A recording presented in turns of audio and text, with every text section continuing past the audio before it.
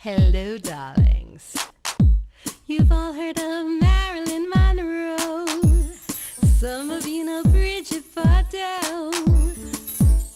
Well, now it's time for the Cognac Show. I said cognac, ooh, ooh. I said cognac, ooh, ooh, ooh.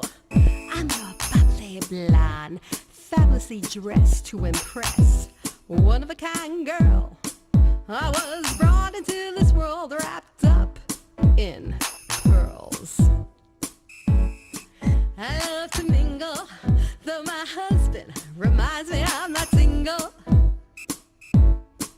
I meet and greet both the famous and the elite. I ride in limousines, drinking the finest champagne, wearing furs, dazzling diamond jewelry. A girl can't complain. I live the upscale life, dining in the finest restaurants, eating the best caviar for free. And no matter how much I enjoy myself, they can't charge me. Hello, darlings. Welcome back to Cognac's Corner. I'm Cognac Wellerlane, and we are here at this fabulous event in Sag Harbor, Miracle House. And I'm here with the biggest donators for Miracle House. So, first of all, introduce yourselves to the camera. My name is Michelle Kreth, and this is my husband, Jason. How are you? Michelle, tell my audience how you became involved in Miracle House. Well, Jesse Ramos is a neighbor of ours out in Sayville, and he introduced us to this fabulous organization, and we've been involved since we've met him. So how many years is that? Is that a few months? Is it a year or two? It's just been a few months. It's just a few months. Now, what made you donate? Tell my audience, what made you get involved? When we spoke to Jesse and found out all about his wonderful organization and all of the good work and the help that they give to people, we just thought it was a wonderful cause to get involved in, and have decided to devote a lot of our time and money to helping out. And it is an excellent cause. It absolutely is. Can you tell my audience a little bit about Miracle House and what it's all about? Sure. Basically, when people are ill and need care in New York City, they provide housing for the caregiver and for the patient.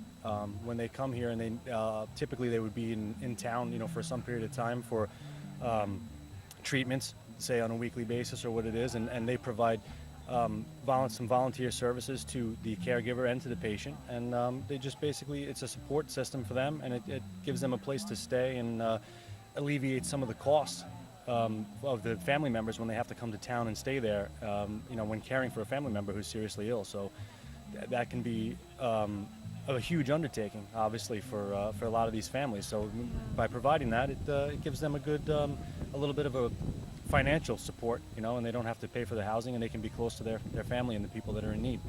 It's such a wonderful cause. It really, really is. And it's so great that you're donating your time and you're giving the support for this wonderful organization. Yes, we appreciate it. We really enjoy helping out. Now, are you a native Hamptonites? Do you live in Manhattan and also out here? No, we've lived on Long Island. We grew up on the East End on the North Shore, and we currently reside in Sayville. Well, I want to thank you both for taking the time to talk to us here about Miracle House, and have a lovely evening. Thank you very much. And we'll be back in a moment, darlings, with more celebrity interviews. Keep watching. Pink Champagne. Hello, darlings. Welcome back to Cognac's Corner. I'm Cognac Wellerlane, and we are here at Miracle House at this beautiful setting in Sag Harbor. And I'm here with this very interesting writer who's going to talk about his fascinating book. Introduce yourself to the camera, darling. Hi, I'm Phillip Smith. My book is Walking Through Walls. Walking Through Walls. Now, I understand this book is about your father, who was a decorator. He was a decorator, Right. an interior decorator. Right, he was an interior decorator. And he used to speak to the dead to heal people. That's correct. That's fascinating. Tell my audience, what is this all about? Well, my father was sort of an international decorator in the 50s and 60s. He worked for the President of Cuba, President of Haiti, Walt Disney, Dean Martin. Dean Martin? Dean Martin. I love Dean Martin. Charlie Chaplin. And one day, literally, he discovered he could talk to dead people. and heal sick people. And this is in the 60s. Our lives totally changed. Suddenly our house was like Lourdes, with people coming in 3, 4 o'clock in the morning, asking to be healed, asking to be helped. But then what would happen is, this is a long time ago, and the police would come and they'd arrest him for practicing medicine without a license. So he'd go into a hospital, someone would say, hey, my sister's got leukemia, she's had a heart attack, and you go see her. He'd go into the hospital, all of a sudden security would come and haul him away in handcuffs. Because Sounds like the story of my life. Security always wants to take me away on the red carpet. Cognac, are you on the list? I said, yes, I'm on the list. Look, right there, I'm on the list. But you were having fun when they took you away. There's a difference. Oh, yeah, that's right, Cognac. You're on the list. I see your name, cognacscorner.tv. Yeah, you're on the list. I'm sorry. Goodbye. So the story is really about growing up with this guy who had these amazing powers. And one day, like, our lives just totally changed.